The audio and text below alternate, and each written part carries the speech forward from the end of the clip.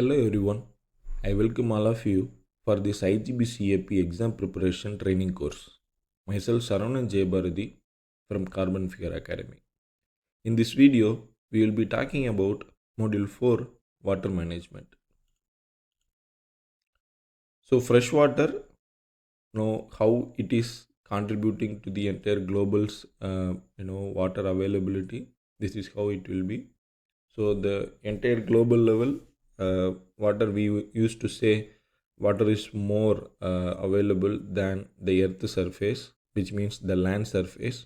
So that is 71 percentage of the earth's surface covered in water. Like so that we may think like okay, we have a lot of water to use. So out of that 71 percentage, we have only 2.5 percentage of fresh water, which can be actively used or directly used or easily can be used for the human purpose, right? So out of that 25 percentage, 2.5 percentage, most of it is already locked in ice and under the ground. It's not like surface water, like so out of that 2.5 percentage readily available fresh water, we can say it is only 1 percentage. So it might be mostly about the rivers, ponds and all those things, right? So this is about like a simple statistical representation of how water storage is available within the context of India.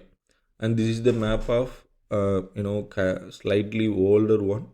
So it is telling that by the year of 2025, so these are the different states district level representation of India with respect to water stress level.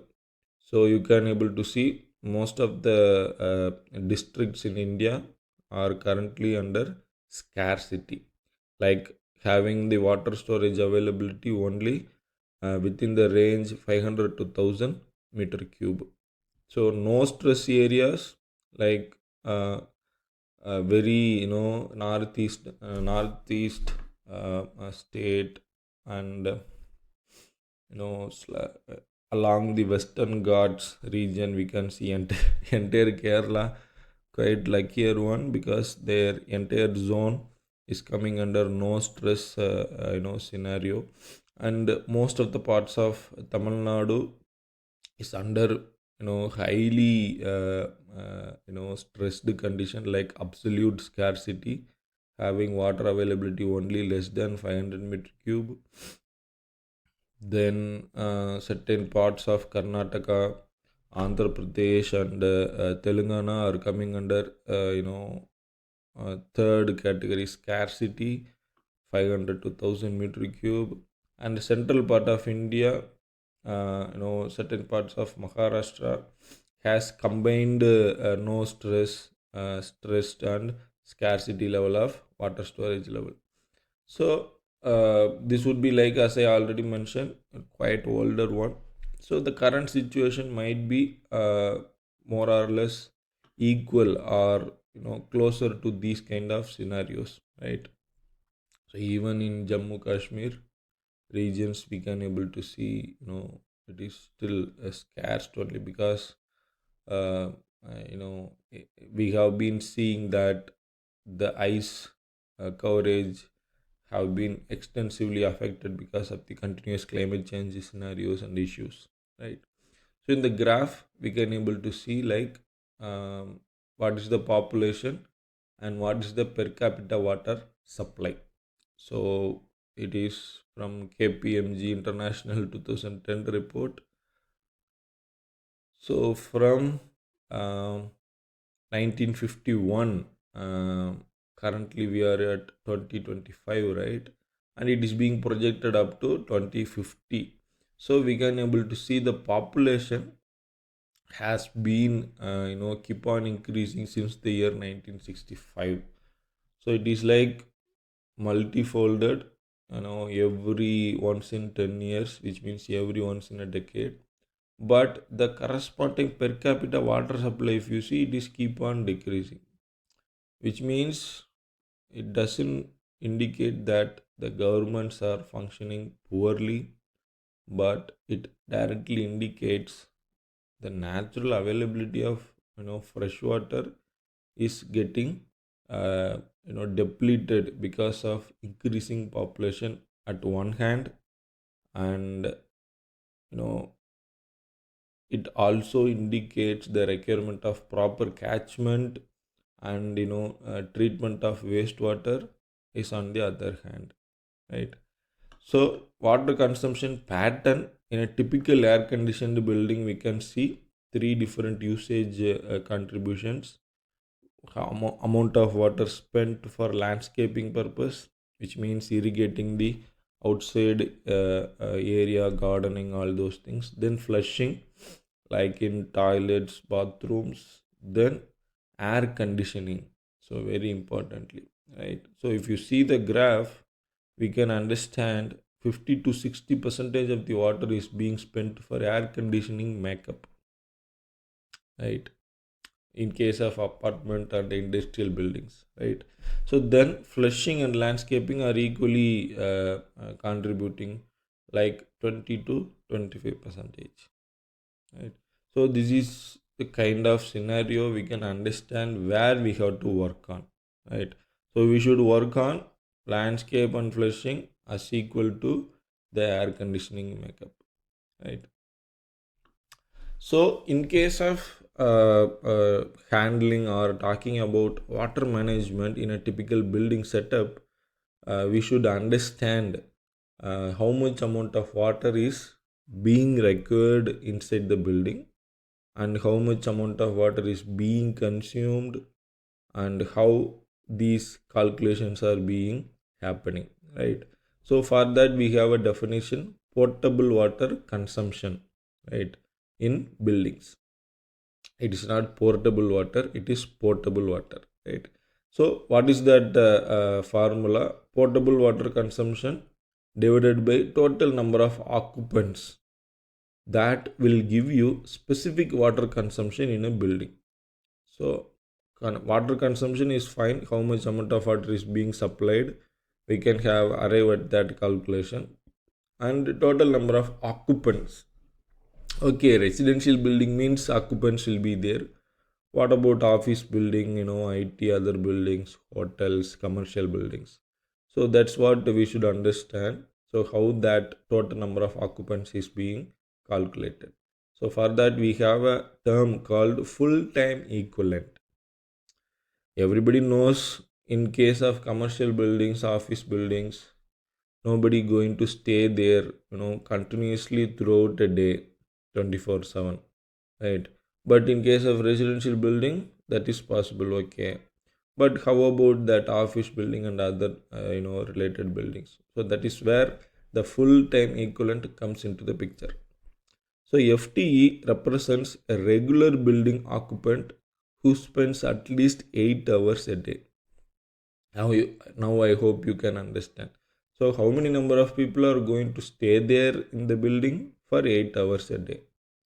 So based on that numbers, we will arrive at how many number of full-time equivalents are there in that building. So part-time or overtime occupants have FTE values based on their hours per day, because it is also possible that floating population has also to be accounted, because somebody works for 4 hours a day, somebody works for 10 hours a day, and some of the people would come and go, spending some 1 hour 2 hour like that. So how that calculation can be done? So this is how. So total staff count hours divided by 8 hours, right? So that's how 1 FTE is equal to 8 hours per day. So when you work out the water consumption scenario in a typical building, you should come up with the numbers of total staff occupant hours. For example, 10 different staff, 10 staff members are there. Out of the 10, 5 will be having 8 hours per day, and the remaining 5 will be having 10 hours per day. So it would be like the calculation would go like 5 into 8 plus 5 into 10 divided by 8. So now we can have, how many ft occupants will be there, right? So that is how the calculation is going. So and thereby we can understand the typical water consumption in the in the given building, right? So again, based on the building typology, how the water consumption scenario happens, right? So in case of a residential building, so the per capita water demand is going like 110 to 120 lpcd. Lpcd in the sense liter per capita per day. Per capita means per head, right? Per person we can say. So in IT's related building 50 to 70 lpcd, office buildings 30 to 45, hotels especially 5 stars and above, sorry, 4 stars and above, 225 to 275 lpcd, right? So how these water management can be, executed in terms of, preserving it, because we are talking about how to make the building green, right? So this is the approach, 4 hours approach for water efficiency in buildings. So what are they, 4 or? So regarding this particular term, 3 or 2 or 4 or, so we have a lot of hours. So don't just try to uh, you know stick with yourself with some limited memorable concepts, right? So there are even 16 hours concept are also there. So you just need to understand how we can keep on conserve the resource. That's how. So and if you find a new method or new route, and if you can able to name that route, starts with the letter R, then you can add that R into your approach. Right? So don't worry about that, number of R's you have to remember. Just try to understand, the purpose of each R. That is enough, right? So reduce, recycle, reuse and recharge, right? So first of all, what we should do is we should we should try to reduce our usage.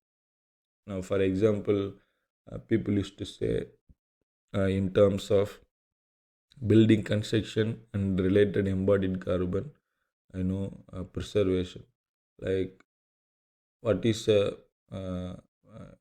best form of building or best option to build is not to build at all, right? So that is the first thing you should remember. Always you should focus on reduce the consumption, then how the consumption can be further regulated or modified, right? So first thing is reduce. It is all about low flow fixtures. Then recycle. So how you can treat your used water, right? Then reuse. So how you are reusing the treated water. Then recharge. So you are using the water, that and all fine. So how much you contribute back to the nature, so that the underground water table getting recharged continuously, right? So installation of water meters at appropriate points to track water usage is at most important, because we are saying all these things fine. So how you will monitor? Because the in the next module we will be talking about water audit, right? So because water consumption, this much water consumption is happening, so how you can break down that? So for this purpose, for purpose A, purpose B, and this is the different locations of the building, and this is where more water is being consumed. So how you can do that? So everything can be done only once, if you install proper water meters at appropriate locations. and all those water meters and their readings has to be done regularly, right? So let's jump into the 4 hours approach one by one. So first we have reduce, which is all about low flow fixtures. So under the reduce, we have three different subsets like water efficient plumbing fixtures, efficient landscape design, and efficient irrigation system. So here we can talk about water efficient plumbing fixtures like the pipeline, taps, urinals, all those things. So water efficient plumbing fixtures can be two types: low flow fixtures and low flush fixtures. So low flow fixtures will be like wherever the tap is there you can install and implement. Low flush fixtures as obviously meant for like urinals and other toilet related water usages, right? So low flow fixtures like you can use aerators or sensor based fixtures. So in some big buildings like malls nowadays we can able to see uh, you know everything is like functioning based on sensors. So just if you just extend your palms, water will come out. Once you take off, it will stop, or it will be like even more conservative.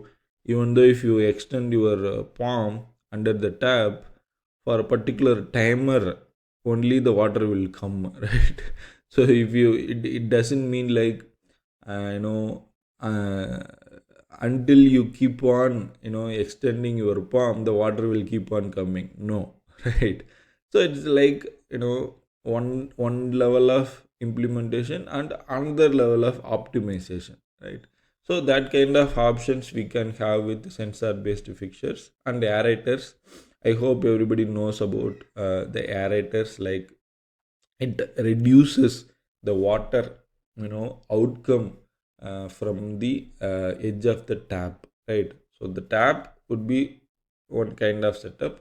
At the tip of the output, we can install or we can just attach a particular device or kind of a thing, so that that particular thing will regulate the water flow, right?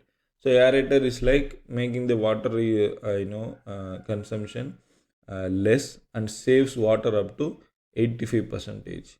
Even jet flow type of the fixtures can help to save water up to 98 percentage, right? So a lot of things are there, and everywhere all these type of things can't be applied, right? Somewhere you may need to have the water flow enormously. Somewhere you can even install that jet flow. So depending upon the particular given location and how the usage is being expected, whether it is in private or commercial or some highly public or office related locations, based on that you can go for the different low flow fixtures, right? And in case of low flush fixtures with respect to toilets and urinals, we can have dual flush, we can have sensor based urinals and waterless urinals, right? So what is mean by dual flush? So in case of a western toilet setup, we all know that there would be a top button will be there, or say in earlier design it will be a hook, plastic hook will be there, and we just press, the water gets flushed, right? So now then that hook got replaced with some kind of a button. One press, if you make it, certain amount of water will get flushed out, right? Then that one button has been now splitted into two halves, so that based on usage you can use small button for lesser quantity of flushing, bigger button to larger quantity of flushing. So that is what a dual flush. Then sensor based urinals, obviously in theaters, malls, we might have come across these kind of things, right? So it's not manual anymore. Based on the sensor, so once the person has used that particular part, urinal part, the sensor will get automatically activated and that flush that part itself, right? Then we have waterless urinals. So it's like another level of water conserving. So this is how in this display we can understand how that waterless urinals are functioning. So that blue color layer is there, right? That blue color layer matters.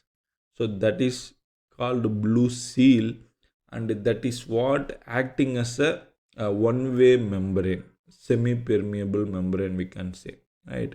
So what it makes, it allows the urine to pass through it and reach the below level, but it doesn't let the same urine to flow out back. So what happens over the time, when the urinal is keep on being used, that particular liquid will flow down and will enter into the exiting exit drainage point, right?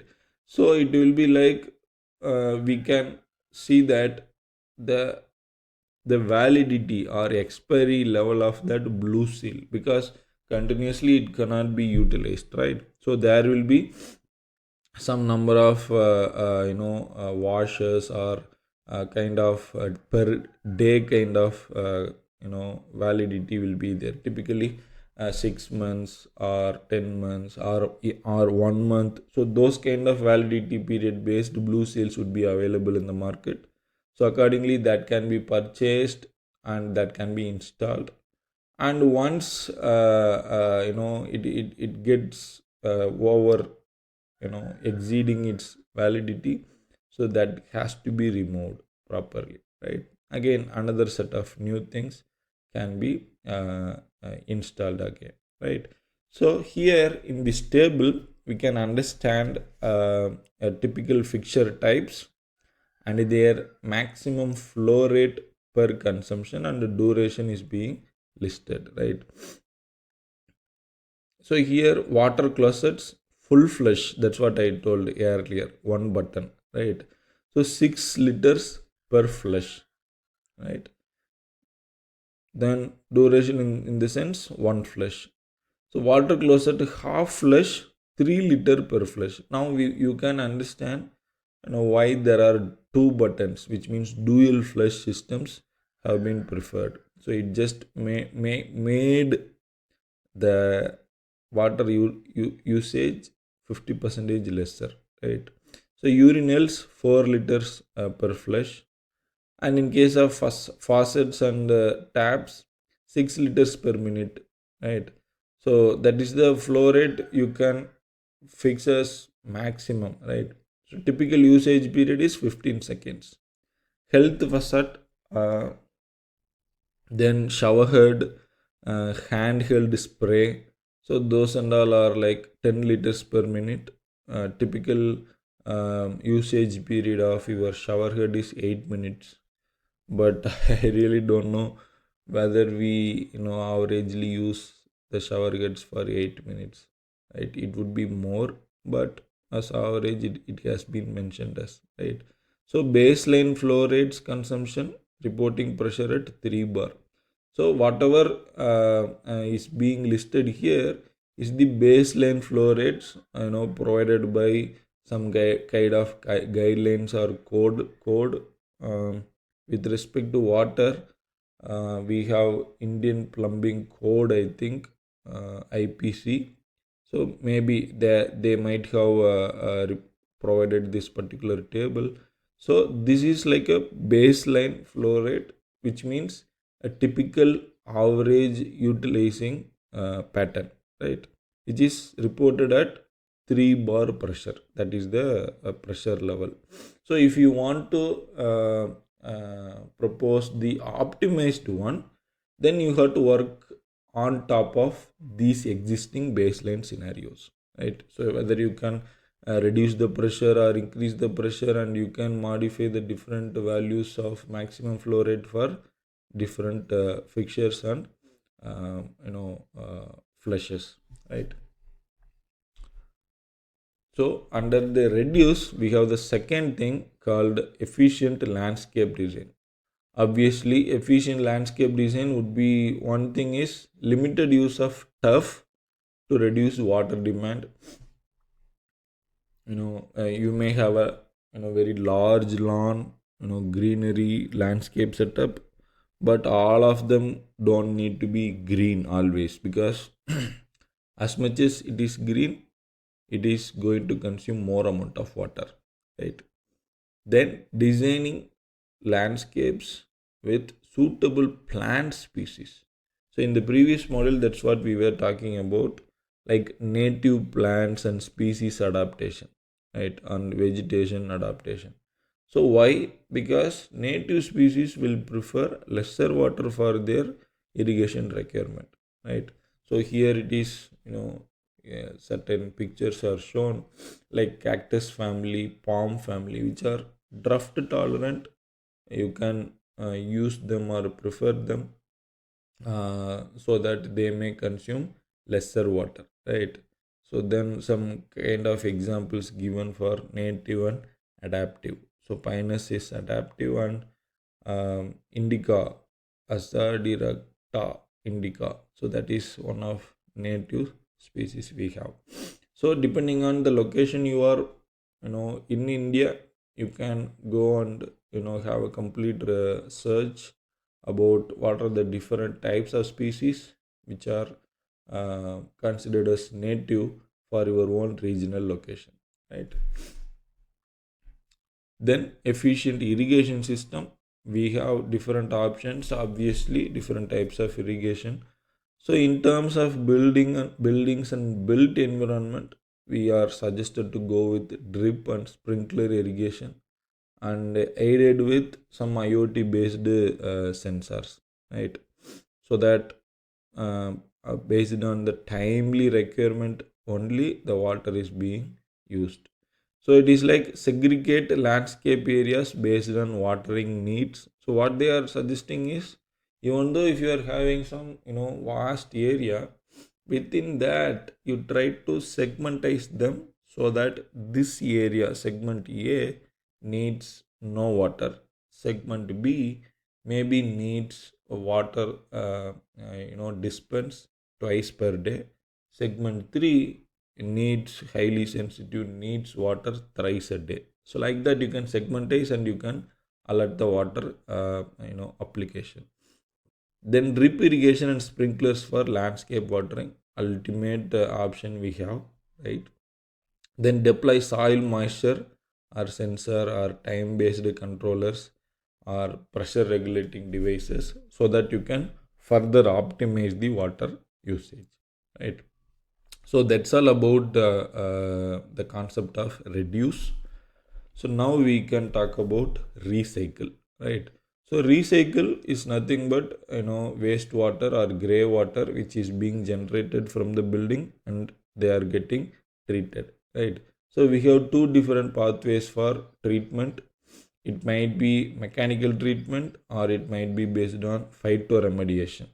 So mechanical treatment is completely meant for the wastewater, right? And phytoremediation is like a low cost nature based solution, especially meant for grey water, right? So now you should understand the difference between wastewater and grey water. So wastewater is like, it includes all sort of wastewater generated within the building, like grey water and brown water. And grey water only indicates the water which are emerging out of the bathrooms, except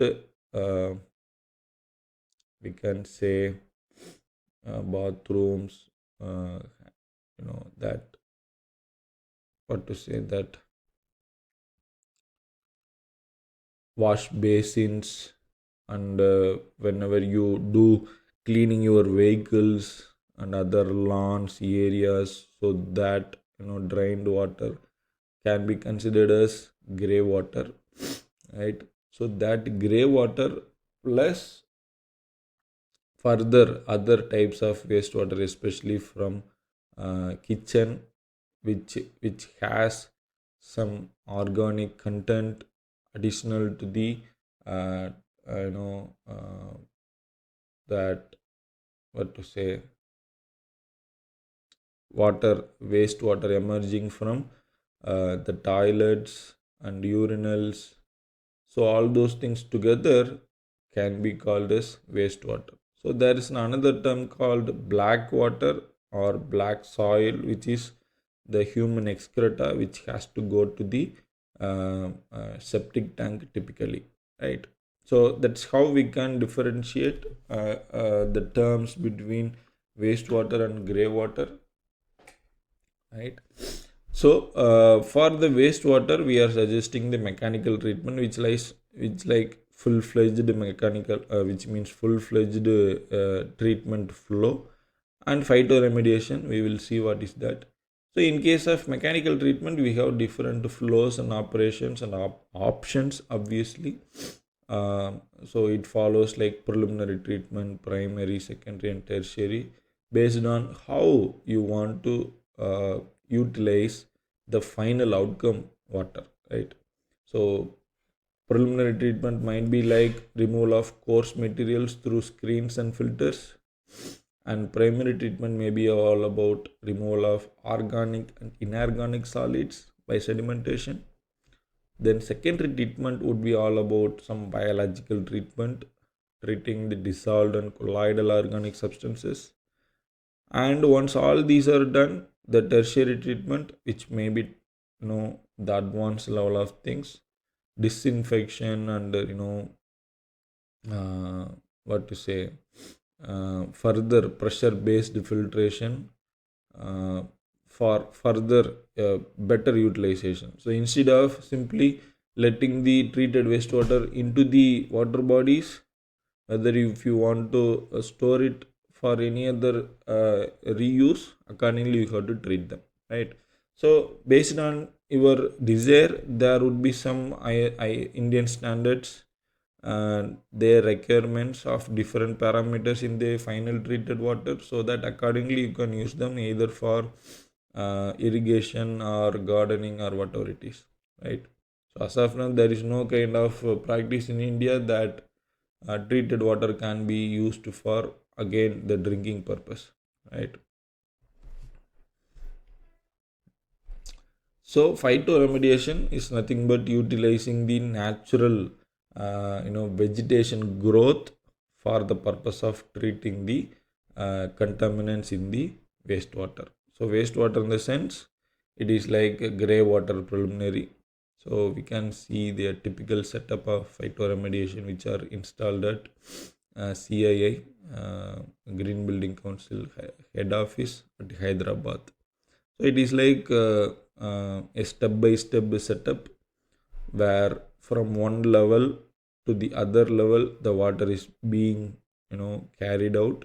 So at each levels certain kind of vegetation are there, so that their roots, their presence cleansing the wastewater which is flowing through them. uh, so it is like without putting external energy, we are making use of the natural growth of certain plants and vegetation, so that our water is getting treated, right? So what are the typical kind of plants which are used? Heliconia, Stacorum, Thalia, geniculate, cypress, Canna indica, Thalia, Dilbata, Alcacia, right? So certain biological names are there. So you can look for that. Then regarding the cost aspect, for both the design and construction, per meter cube it may be around 5 to 6 lakhs. It's all about how you want to adopt that design within your landscape and existing building design, right? So if it is larger one, then it would be about 20 to 25 lakhs. People may worry, why I should spend this much amount of money for treating the water. I would simply let it to the public, outlet, so that the municipality will take care of. Yeah, but if you are simply sending everything out to the municipality, there is no green building at all. So it's like investment, not expenditure, I would say, because you are doing two things at a time. You are growing some green space, and at the same time you are treating the wastewater, and you are trying to obtain some reusable water from that. So that reusable water again can be directed back to the irrigation or gardening, so that ultimately you are saving the water, you are saving the energy to get that fresh water again. So it's ultimate in indirect benefits you will get. So if you are spending 5 to 6 lakhs per meter cube per annual basis, you may able to save, or preserve around 25 percentage of energy consumption and 25 percentage of other cost additionals, which might be meant for some other expenditures, right? So that's how you should understand the implementation and their benefits for you. So typical space requirement per meter cube, you may need to have 30 to 60 square feet. Very small area is enough, right? So that's a kind of options for recycling, mechanical treatment, and phytoremediation. So under reuse, we have utilizing the treated water. So how it can be done? You can use it for landscaping, toilet flushing, or sometimes if it is an industrial building, or heavily HVAC installed building means, then we can use it for cooling tower makeup water also, right? So this is a typical the guidelines and standards provided by pollution control board, right, under the environment protection rules 1986, that the required standards, which means the required threshold for different chemical and physical parameters of the treated wastewaters for different end use application. Like if you you can see the parameter, then first kind of application, if you are just letting it out onto inland surface water, what is the values, right? If you are putting it into public sewers, what it's the value. Then if you are going for irrigation, what's the things, especially for marine coastal areas, what are the specific conditions required. So based on that, you should ensure your treatment is done. It's not like just like that you install some preliminary level of this and that, and you can call it we have a treatment plant. No, the output should adhere to these standards, right? Which means how you can get to know whether your output water are meeting these standards. You have to send the samples to the concerned approved laboratories by the government and get the results. That is the evidence, right? Then finally we have the option for recharge. So recharge is all about collecting the rainwater first, then letting it percolate into the ground. So different schematic diagrams are shown here based on your location of your building, type of the building. You can prefer either of these, or you can come up with some innovative design concepts so that you can effectively collect and let the collected rainwater percolated into the ground. So for the collecting, we have collection pond and storage tank. For percolating, again percolation pit and a diversion to borewell. These kind of options are there. So these are very which means schematic representation only, because for example, the entire 1, 2, 3, 4 different representations are shown. All of them are meant for flat terrain. So if it is a hilly region, how the same thing can be applied, you can come up with the different options, right? So this is how the percolating chamber or pit can be. So it can be a small one, or it can be like a continuous trench based setup, and that a typical rainwater storage pond which is installed in Bangalore city, we can able to see that, right? Right, so these are the different examples from different places, right? So I think that's it we have the module for water management. We'll see in the next module. Thank you.